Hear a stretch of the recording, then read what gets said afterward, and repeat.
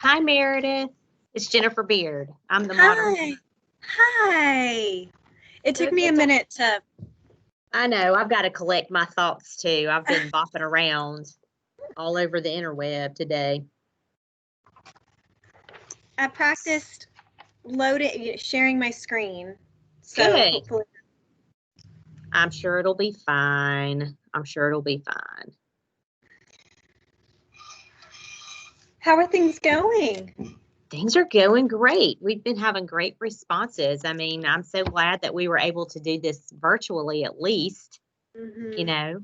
So it's been nice. It's been really nice. So how are things at UGA? They're good. They're busy, Yeah, trying I to like get everybody. through. I know. I work here at Berry College, and the students, I think, go home next week for Thanksgiving. So, and then they don't come back until January. So Yeah. they're excited to be able to finish up this week and get on home for a little while. So I'm sure Yeah, the students at UGA are too. it's homecoming this week. So That's right. we're able to squish a lot in. So it's really only affected us. We have events in the evening, mainly, and then we do have the game, but it's going to be so different. Everything's virtual. Yeah, because there are only so many that can go into the game, correct? Yeah, so we're still going to do the homecoming court, and it's all virtual, So, Well, just got to make lemonade out of lemons, right? Exactly. Good. I know. It's just everybody's done so well, I think, with adopting virtual platforms and things like that to keep connected. I would agree. I think that has been it's been a pretty sharp learning curve, but I would agree. Would you happen to know Brooks McCommons? Yes. Over in Advancement. He I know and his wife, well. Chris, used to live here in Rome, where we're located, and he and my husband went through Leadership Rome together. Oh, okay. 100 years ago, but Brooks is just the greatest guy. He really is. He is so nice, and I enjoy working with him. So we all, we're all in the same division, and he. Oh, really? Okay. Yeah. That's great. So he oversees the fundraisers for a lot of what we call the North Campus, kind of, the business school, the Grady College, the Franklin College, all that. Yeah. All of those. Yeah. He's just so laid back and easy and kind, and he is. He's so funny too. He is. Oh, please tell him Jennifer Beard said hello. I will. You see him next. And tell me, what do you do, Jennifer, at Berry? I'm the director of alumni relations here at Berry. Yeah. So doing probably similar things that you have to do. For sure. Let's see. People are starting to pop in, so that's good. I always admire behind the scenes managing the logistics of these. And we just had an event last night. We featured the Atlanta History Center, and our volunteers arranged it, and we had the CEO of the Atlanta History Center. And oh, wow. Sharing slides and screens, and I'm just behind the scenes going, you can do it. Then when you have to do it, it's like yeah, it's a little nerve-wracking. It is. But then you're so good and you're so proud, and it is fun. It's fun connecting with people in this way. It really is. I have to say that I have enjoyed, I'm very pleased to see how many people have been participating in this virtual conference as well. It's really like in the opening session, there were like almost 100 people. So excellent. That's really good. And I think all of them have been pretty well attended thus far. So good. All the different sessions. So it's been nice. It's been really, really nice. Do you want to do Q&A at the end or? Yeah, I left some room to do that at the end. Okay, So we can, perfect. whatever you think the crowd will, whatever you think they'll want, you know. Mhm. But I definitely left room at the end for that. Okay, okay. Well, we can definitely take care of some Q&A at the end of this and that sort of thing. We'll give it a couple more minutes. I know people are getting back from lunch and Yeah. getting out of virtual vendor booths and things like that. So, which is good. So do you say go and that's when I share my screen? Yeah, I'll introduce you. I'll Okay. introduce you and turn it over to you, and then you can go ahead and share your screen. Okay. If that's okay, Meredith. Yes, Oh, that's perfect. great. Great. Hmm. Yeah, but we're starting to have several people hop on. That's good.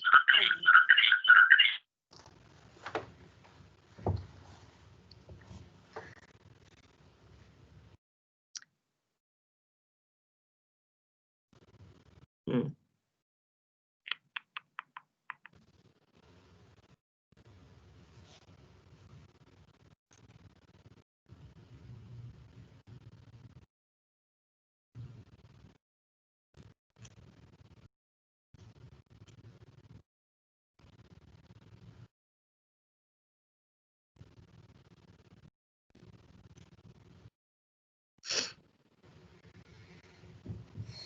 Is it chilly there Mm-hmm. in Rome?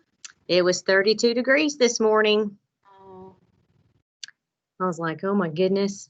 It just comes all of a sudden. And it was like so balmy last week. It was in the low 70s.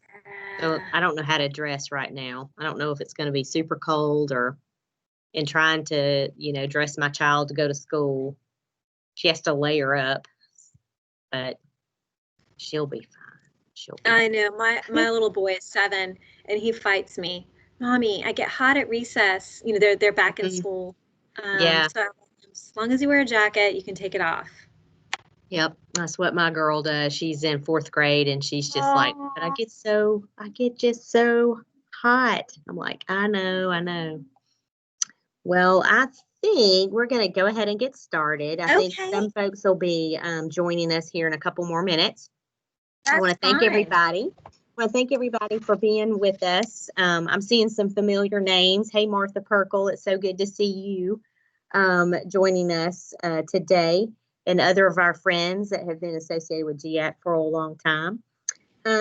This event is entitled Measuring Event ROI for Alumni, and it's going to be presented by Meredith Johnson, who is the Executive Director of Alumni Relations for the University of Georgia. We're very excited to have Meredith with us today. Thank you, Meredith, for giving us your time and your expertise. We truly appreciate it. We're going to save questions for the end. So if you want to type in questions, I'll be happy to share those back with Meredith. Or you can just unmute yourself and ask her at the conclusion of her presentation if you like. But I just would remind everybody to keep your mics muted as well as your video throughout the presentation and that sort of thing. But without further ado, I will turn it over to Miss Meredith Johnson. Thank you, Meredith. Excellent. Hi, everybody. Can you see me? Yeah. Great. Okay, this is so exciting. It's so nice to be able to connect with kindred spirits working in alumni relations. And I'm sitting in my office. I'm actually in Atlanta today. And I can just imagine all of us being together in a room up near the mountains, talking about advancement together. And really pleased that I can talk about some of these topics with you today. And, if you've met me before, you'll know my style is very interpersonal and casual. So please be thinking of those questions and those points that you want to discuss. And as I thought about today's presentation, I just wanted to get real and share some honest stories and some learning lessons that I have had along the way, and then some real aha moments. So I'm going to share my screen.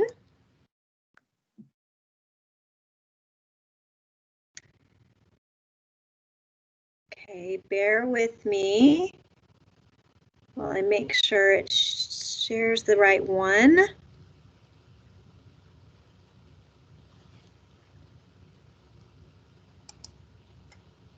Oops. Hold on a minute.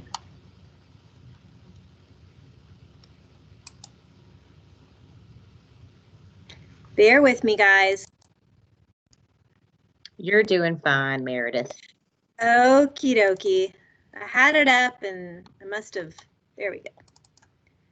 Closed it on myself. Okay.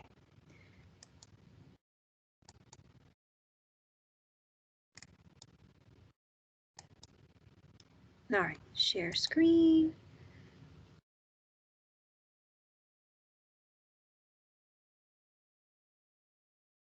No. I'm so sorry. I did this a minute earlier and it worked.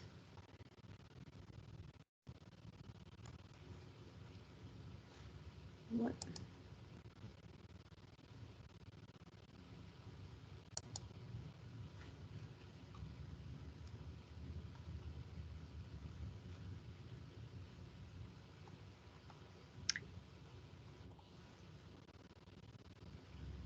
Okay, thank you. I got a nice message from someone like, I can see it. Do you want to email it to me and see if I can share it? Let me try it one more time. It's just not, yeah. Okay. I think, Jennifer, it's if you go to the agenda, it should already be there, the PDF of the presentation. That's right. That's right. You're right, Jennifer. Let me find it. I'm so disappointed. Oops. No, you're fine. You're fine. Now it's showing my desktop, but it's not showing the, let me try this one more time. Okay. And I'll. Can you see it? Yes, we can see it now. Yeah. We got it. Okay. Okay, let's give this a go then. Okay. All right.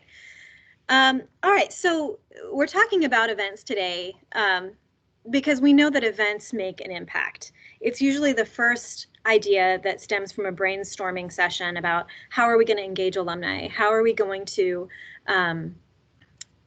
engage members into our community, or maybe even fundraise? And you know, they are a part of our strategy. However, we don't always have an event strategy or an ROI planned. So I wanted to take some time today to really dig into that a little bit and give all of us some tools in alumni relations to be able to better strategize our events so that we can reach an ROI, and we can look back and analyze the success of our events, or analyze the events to see if it's something that was worth our while. So events can do these things. They can build community. They can make our community aware of our brand. They can help to fill our donor pipeline. They can help us recruit volunteers. They can help rally around a common cause. But notice how I say can. They don't always do these things. It's not always a guarantee. Sometimes you plan an event with the hopes to do some of these things, but you didn't take the time to measure it or to really plot out what you were trying to achieve in the first place. So I want to take you down a little bit of a time machine back to when I was first starting out in alumni relations. When I was first planning alumni programs for the University of Georgia Alumni Association, it was the year 2001. And I can't exactly say that strategizing was a part of my know-how or skill set. I have two examples from those early days, and I think that we can learn from them. So back then, I was charged with bringing alumni together in Atlanta. Just that, bring alumni together in Atlanta, get them together, get them inspired.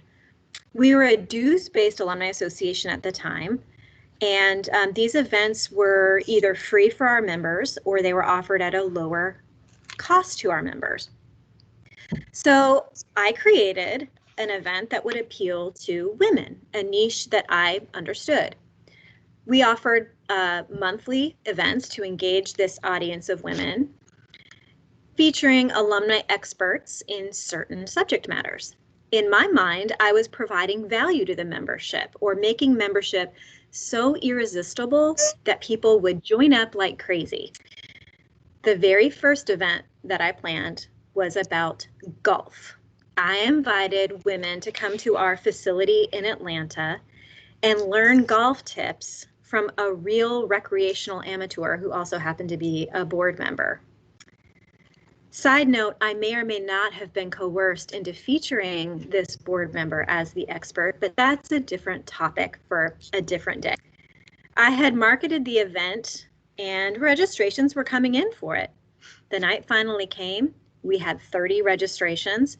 And when the night arrived, I stood with my boss and our board member praying that people would actually show up. Watching the clock, I was full of anxiety, and I felt this pressure from my boss to produce an audience. The good news is that the women did arrive. We added up about 20 or so attendees that night. We had a fun little activity, and at the end of the event, we surveyed our audience with little slips of, paper. How did you like the event? And the women, most of them said it was fair. They were glad that we were doing something. A few of them said actually that they felt that the teacher, the speaker, who was a male, was a little condescending toward them. Some of them already had knowledge of golf. They weren't beginners. So I can't really tell you if this event was a success. Did it meet our goals? What were my goals, actually? But I learned a lot from that example, and I have another example for you. We're going to go a little forward. So I took that learning lesson and I moved on. I thought, if I'm going to be planning events, I want to know a little bit more about how I can make this better for our organization and for our audience. So I got a little better at event planning, and about 2 years later, I this time reached out to another board member who had a close and personal relationship with a woman named Ann Barge. Ann Barge was one of our alums, and she had just won the very first Today Throws a Wedding wedding dress competition when the Today Show threw an online wedding where the audience got to select all of the components of this wedding. It was really, really new, really, really exciting at the time. This is about 2003. So we were able to book Ann Barge, or she was able to volunteer for free to be a speaker. We had this beautiful fashion show at the Four Seasons in Atlanta. We had models, we had champagne, we had chocolate. It was absolutely beautiful.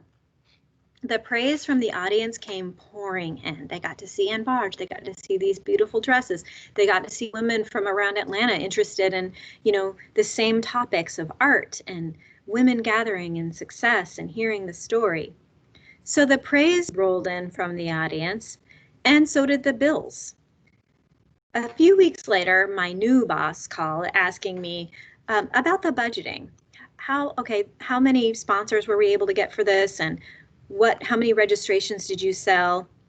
Well, I didn't exactly think through any of that. I had money to spend, but I didn't exactly have any of it budgeted. We spent about $15,000, but we got some great in-kind sponsorships. Spanx was new. Everybody got a free pair of Spanx. But what kind of, what goals did I meet? How do I know if it was successful? I didn't measure anything specifically, but as I look back on it now, we did get to know Ann Barge a little better. but it never really went anywhere. We didn't really take that any further as a university. I learned some big budgeting lessons, which is probably the biggest takeaway for our organization. And I will say that I know a lot more today from both of these events, and I do want to give myself credit. I was brand new. We didn't know as much about alumni relations and programming back then. I was doing the best that I could. I was probably a little naive. I didn't know how to ask about goals and objectives at the time. Maybe I was afraid to ask those questions. And so again, I was doing the best that I could. But now I know what I would have done differently. I would have with today's staff, with all that I've learned over the last almost 20 years, I would have leveraged the relationship with Anne. I would have collaborated with our partners across campus. We would be plugging Anne in as a mentor for student. We would have involved students in the whole production. Definitely would have charged tickets to go so that proceeds could go towards some scholarship. Or back in the day, we were dues based. It would have gone to recover some of the costs for the event. But I'm telling you these stories knowing you are much further along than I was in your event planning journeys, but I think we can relate on a common theme. An event is just an event without a goal. As a matter of fact, let's dig deeper into this. According to the Merriam-Webster dictionary, the definition of an event is something that happens, a noteworthy happening, a social occasion or activity. But what will we call an event that had a strategy behind it? Let's see if there we go. A program is defined as a plan or system under which action may be taken toward a goal. What I didn't realize then is that a clear objective would have helped me identify a strategy. I didn't ask. Like I said, I was probably afraid of looking like I didn't know more about event planning or know about strategizing. It's always okay to ask. This really matters. So today I want to talk with you about 2 key steps toward making sure your events matter. First, what are clear objectives and goals for alumni events? Second, how to evaluate the ROI of alumni events and programs. So remember, the definition for a program is a plan or system under which action may be taken toward a goal. A plan or system under which action may be taken toward a goal. So what is the action to be taken by our event attendees? The good news is in alumni relations, we get to figure that out. There are a lot of ways that alumni can take action toward a goal. They can join with membership to support universities. They can sign up to volunteer. They can make a philanthropic gift. We often get caught up in just getting through the event being well executed, meaning satisfying our stakeholders. But if we're too broad with our goals, then we aren't going to be able to measure our ROI. Last year, we hosted the Past Presidents Dinner. The past presidents are, the living past presidents of our board of directors. They're an esteemed group. This event that had become an annual dinner, hosting them in the Sky Suite, having them at the board meeting, having them for lunch, having them amongst the activity for homecoming, had actually become a bit of a drag on the staff. They didn't understand why we kept doing it. Why were we focusing so many resources on these people who were already engaged and who had already given? Our staff, mainly young professionals with families and responsibilities after work, we're dedicating an entire evening or an entire weekend toward the past presidents and all of the special things we were doing for them. I had gotten into a routine where I had encouraged the past presidents to tell stories, share stories with one another about their time, and we would often have the new incoming president there, and that individual got to hear and meet and learn from their predecessors. But after several years of this, I realized we needed something new. We needed to shake it up a little bit. And I just planned ahead that I was going to speak from the heart about all of the things that we had accomplished in alumni relations. And so I did just that. After they'd shared their stories, I clinked a glass. I had planned enough time, about 30 minutes before the end of the event, after they had warmed up to one another, enjoyed, had a few glasses of wine. And I clinked a glass and I thanked them for their leadership over the years. And I told them how proud they should be of what they helped to create. I took the time to educate the past presidents of the new scholarships our chapter leaders had created and the new scholarships our alumni councils had formed. I told them about the record-breaking year we had in student fundraising among our student alumni council. Immediately after dinner, 2 of our past presidents approached me and they initiated the beginnings of the past president scholarship. They wanted to fall in line with what the other volunteer groups were doing, and they wanted to have a scholarship that they would champion and raise money for. And the best news ever is literally just this morning, I got the email that 1 year now since we had that dinner, the scholarship is endowed. We officially endowed it a couple of weeks ago, and today 4 students are going to be able to go home for Thanksgiving, 4 seniors, with the rest of their tuition accommodated by the scholarship that the past presidents have created. I didn't plan this. I did not plan or ask to raise a scholarship, but I did plan to educate the attendees on what we had doing and hopefully move them to action. And they did. Now, once the conversation started, I'm not going to lie, we had some meetings, we had to strategize, we reminded on email, and we sent letters, and we did a little campaign, mainly led by them, a couple of us behind the scenes to keep it moving, phone calls and explanations about this. But I knew I needed to take the time to educate them at this dinner and move them to action. So we have to think,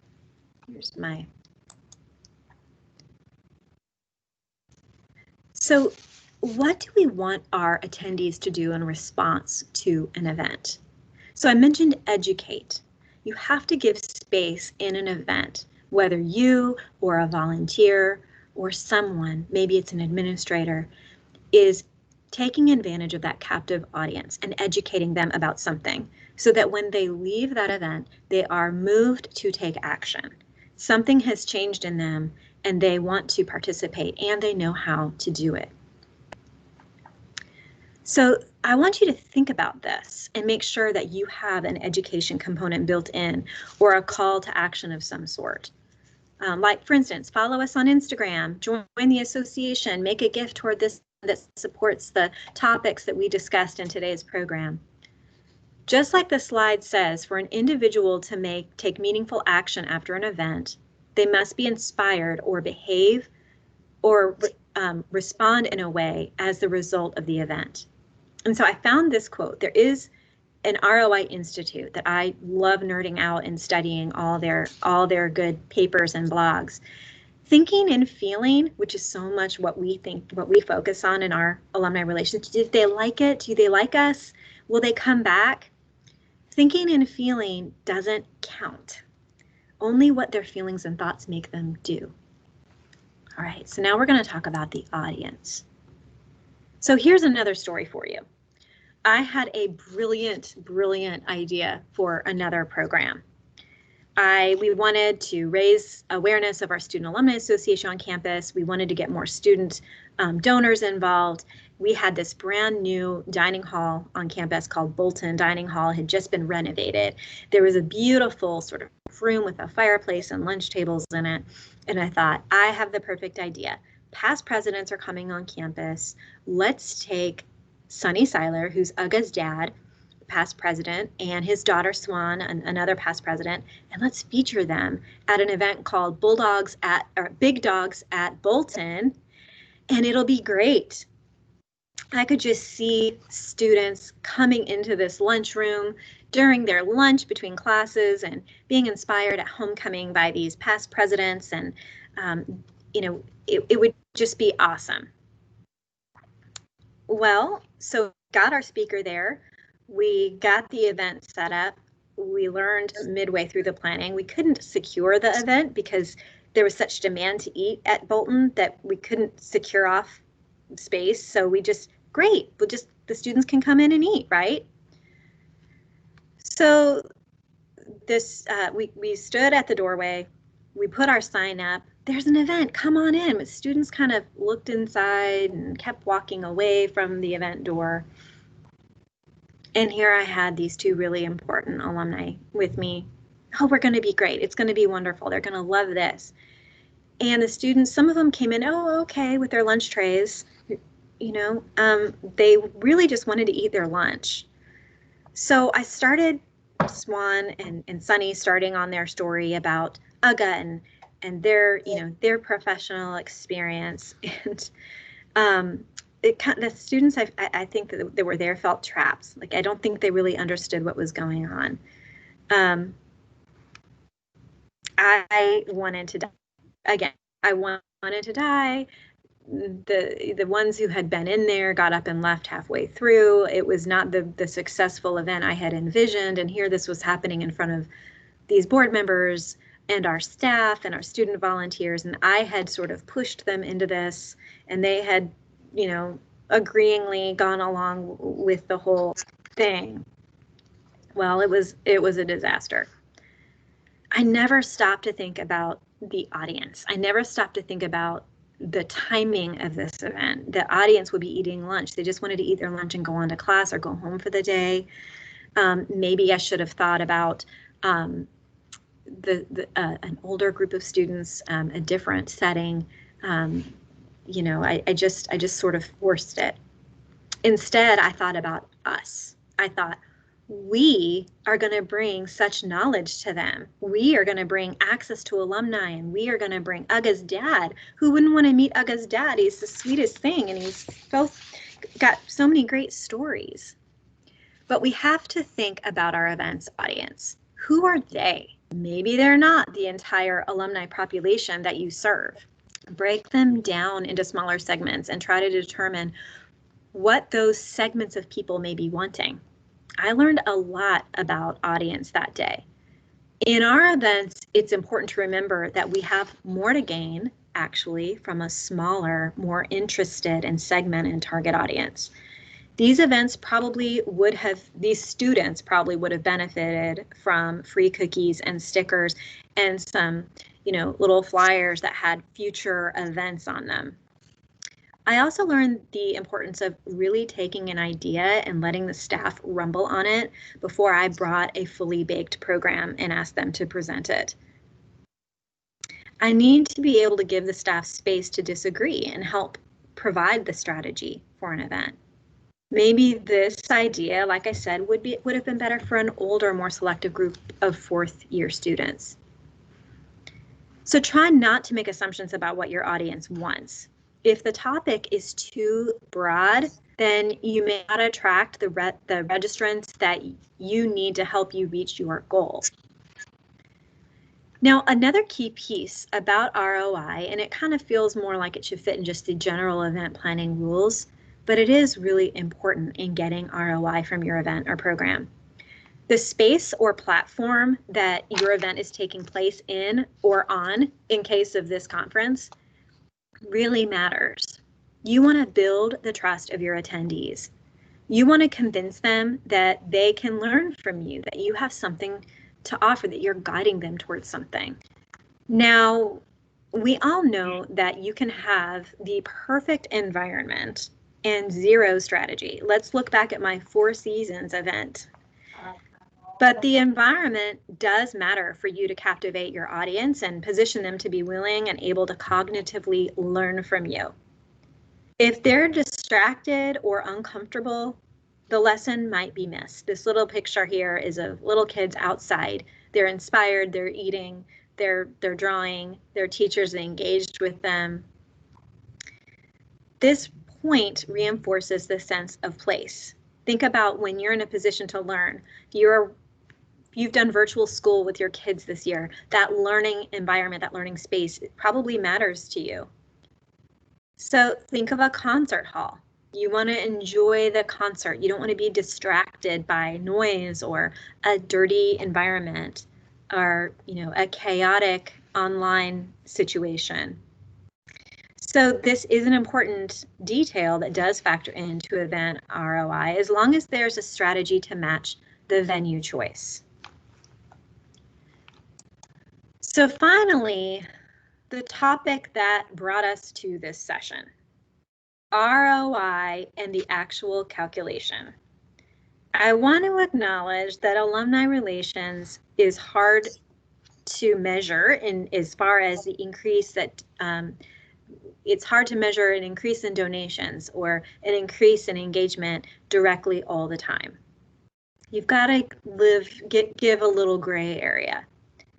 But for instance, if you do think ahead of time about what you can try to accomplish through the event, and you can plan what you're going to measure after the event, then you can measure it. There's always going to be the situation where a donation could have come in because a month ago I listened to this, seminar and it was amazing, and I've just now gotten around to making a donation about it. Okay, a perfect example would be like the past president's dinner. It took a year, but we finally were able to measure some official ROI. So first, putting together your event, you have to have a clear objective for your event. So think about the golf event that I had, or even the Ann Barge event that I had. What need for your organization is this event or program going to meet? What need for your organization is this event or program going to fulfill? Is it going to help recruit volunteers? Is it going to gain more donors or supporters? Are you looking for more local development leads? Or are you just introducing your alumni association or your team to the community? But think about those things, and then once you have those objectives clarified, you can define your audience. Looking to recruit more volunteers? Well, what do we know about our best volunteers? Our best volunteers right now are honestly young professionals that have the time and the energy and the drive that want to step into leadership roles at the local level. Where would we go meet them where they are?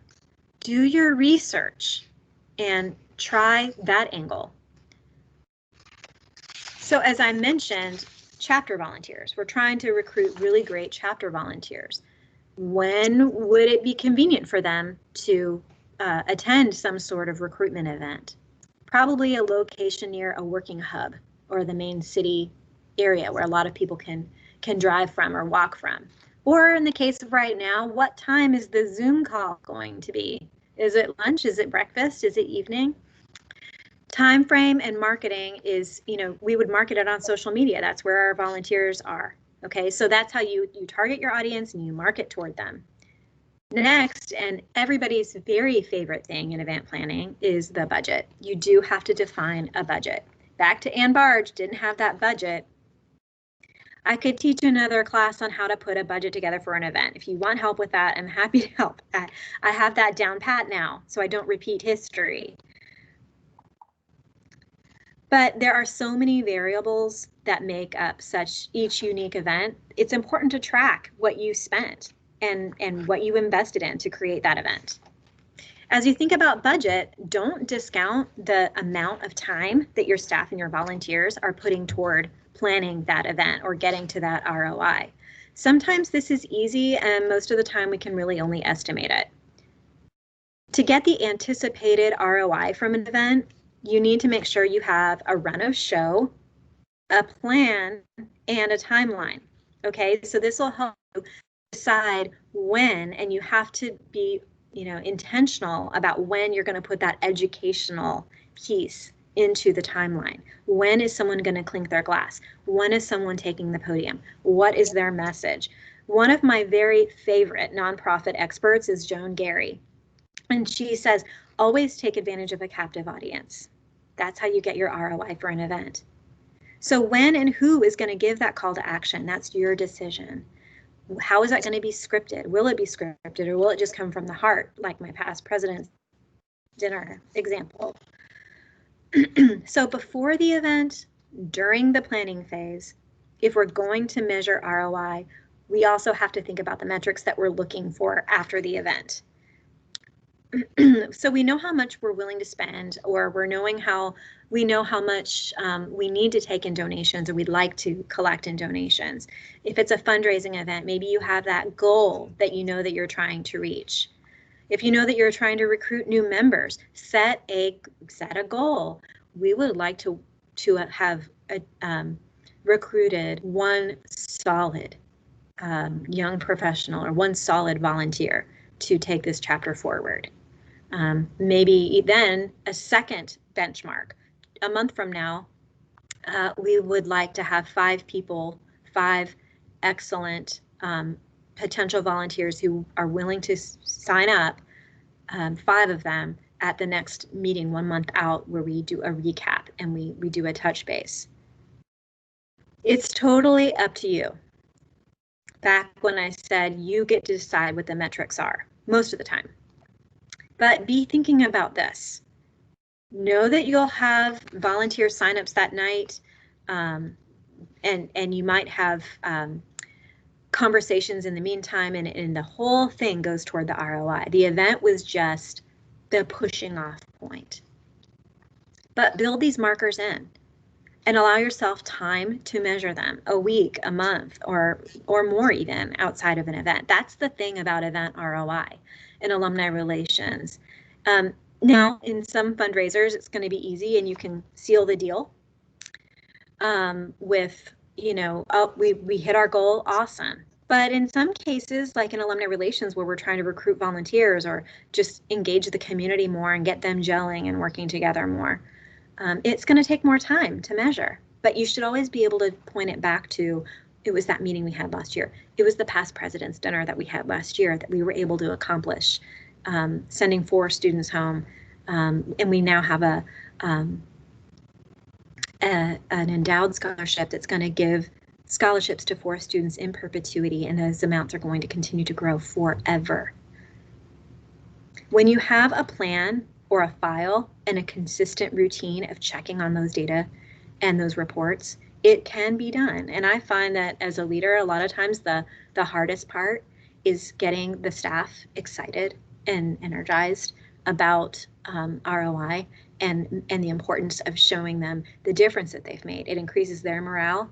It may be hard from the get-go, but once you get to the back end, they're bought in. The group that was kind of dragging through past president's dinner planning, they are so excited now, and they have created the most beautiful virtual celebration by sort of a past president's experience in a box that they're sending home this week that has video messages and note cards. I don't think I would have had that dedication from them had I not been keeping them attuned to the success that the dinner had. That $6,000, so we're talking about ROI, the cost of a $6,000 dinner with a dozen attendees, a $25,000 endowed scholarship, 4 senior students who are able to complete their college experience this year. They don't have to stay home. And then for every year moving on forward. I think that is an ROI we're celebrating. And I want you to have that same experience. So the strategy doesn't end when the event is over and the supplies are up and then broken down. Sit down with your team and analyze. Did you have a target audience in a great environment? Did you meet your learning objectives? Did you have data to prove that participants did or did not do what you wanted them to do after the event? If you really want to get mathy, we can take the budget and I'm happy to calculate with you what an ROI might be. I gave you an example of the past president's dinner, for example. Now, I'm going to stop there. I hope that you have some questions for me. And I'm going to end my slideshow. Ooh, now I get to my way back.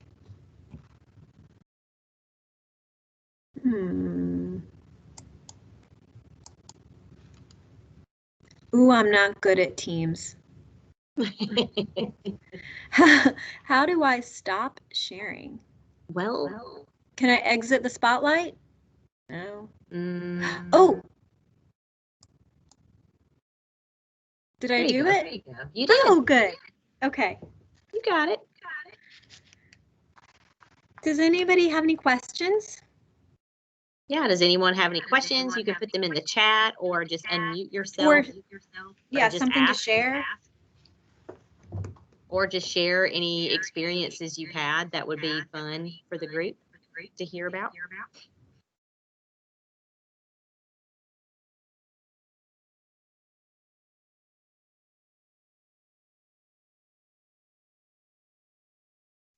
Well, all right. If we don't have any questions right now, you can find Meredith's contact information back in the Socio app, along with the download of her PowerPoint. It's shared there as well. Thank you so much, Meredith. That was really interesting. I think we've all had those kinds of experiences in varying degrees, especially if you've been in event planning for a long time. Like many of us here. So it's always good to hear those stories. It's encouraging, and I appreciate your time today. Just want to remind everybody, we've got, you can explore virtual sponsors from 2:45 to 3 p.m. And then the next round of sessions, track sessions begins. And then we have our closing remarks and conference end at 4 p.m. this afternoon. I hope all of you will plan to join us there for that. But thank you again, Meredith. It was a delight to have you.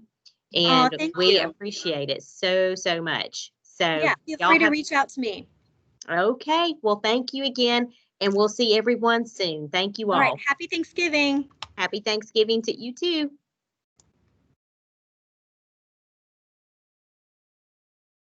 Aw, I love reading the chats. I know. Thanks, and go dogs. Bye. Bye. We'll see you soon.